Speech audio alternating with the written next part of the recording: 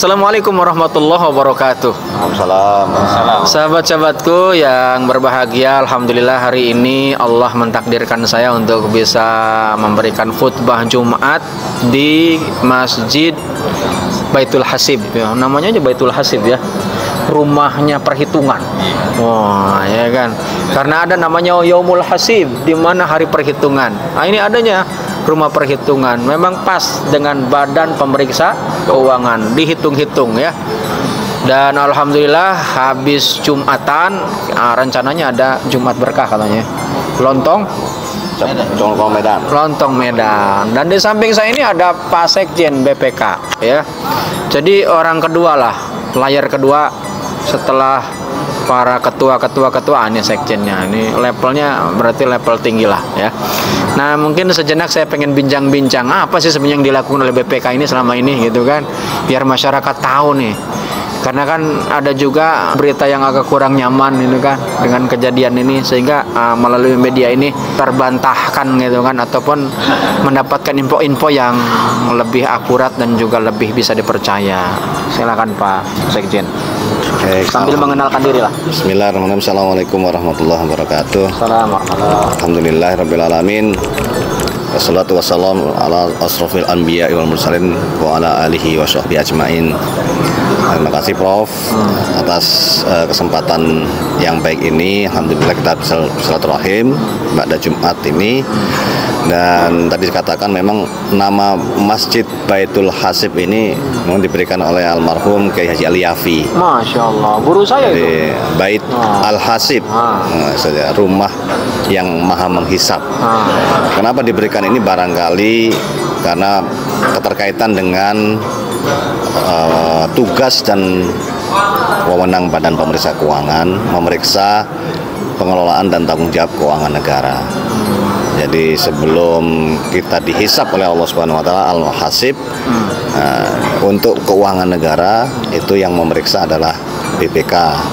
Mengapa demikian? Karena penggunaan keuangan negara ini sumbernya dari rakyat, dari sumber daya alam yang dimiliki oleh secara umum oleh rakyat, sebenarnya dikelola oleh pemerintah. Nah, apakah pengelolaannya itu sesuai dengan ketentuan, sesuai dengan standarnya dan sebagainya, maka tidak mungkin wakil rakyat ini memeriksa semua pemerintah. Maka dibentuklah atas kesepakatan politik kenegaraan satu badan yang memeriksa keuangan negara secara bebas dan mandiri. Badannya ini bebas dan mandiri karena memeriksa ini harus benar-benar independen, Merdeka lah, merdeka. Merdeka, tidak bisa dipengaruhi dan sebagainya, sehingga hasilnya dapat dipercaya. Oleh karena itu, fungsi masjid ini bagi pemeriksa BPK sangatlah penting, karena untuk menjadi lembaga pemeriksa yang terpercaya itu memerlukan nilai-nilai dasar yang kuat, yaitu integritas, independensi, dan profesionalisme. Dan itu salah satu yang sangat kuat membentuk itu adalah dari moralitas agama. Dan alhamdulillah karena banyak pegawai BPK ini beragama Islam, maka ada masjid inilah yang diharapkan mampu untuk menguatkan, bahkan mempertahankan nilai-nilai dasar BPK demi lembaga BPK yang terpercaya. Demikian Bang. Jazakumullah khair. Assalamualaikum warahmatullahi wabarakatuh. Luar biasa Pak Sekjen, Pak Arif ini ya. Pak Arif ini sahabat saya yang udah lama ya kenal. Dan memang betul, ini sebagaimana tadi yang saya sampaikan dalam khutbahnya, bahwa ketika kita apapun profesinya, ketika kita ini tidak dipercaya, maka itu hancur semua. Walaupun kita pintar, kalau orang nggak percaya udah. Walaupun kita ini pembohong, kalau orang percaya, wah, orang pasti akan datang ya kan. Dan untuk bisa kita dipercaya, maka tentu kita harus menjadi orang-orang yang amanah, orang-orang yang memiliki integritas yang tinggi. Tidak ada yang lain kecuali hanya Allah. Maka BPK ini sangat potensial untuk melakukan dakwah. Dakwahnya adalah bilhal, dakwah dalam bentuk praktek mengaudit. Kamu jangan maling, kamu jangan menyimpang, kamu jangan ini. Mereka takut ya kan? Itu lebih ditakutkan gitu dibandingkan dengan Allah dan malaikatnya gitu. Maka sangat potensial juga nih para auditor kalau kemudian tidak ada yang namanya tameng dengan pendekatan agama. dan salah satunya masjid ini Baitul Hasib. Sayyidina Umar pernah menyampaikan, sahabat-sahabatku, dalam sebuah atsarnya, apa? Hasibu anfusakum qabla an tuhasabu.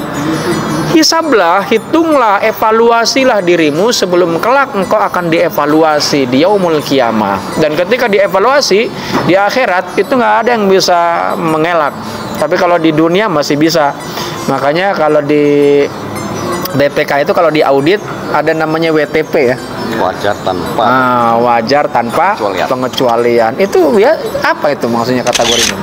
Ya, wajar tanpa pengecualian artinya laporan keuangan yang diperiksa BPK itu secara material sudah wajar sesuai dengan standar akuntansi yang dipersyaratkan untuk menyusun laporan keuangan gitu. Tanpa pengecualian.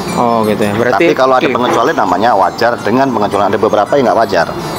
Itu yang menjadi temuan gitu ya, yang harus ditelusuri gitu. Temuan yang material yang mempengaruhi ketidakwajaran laporan keuangan itu.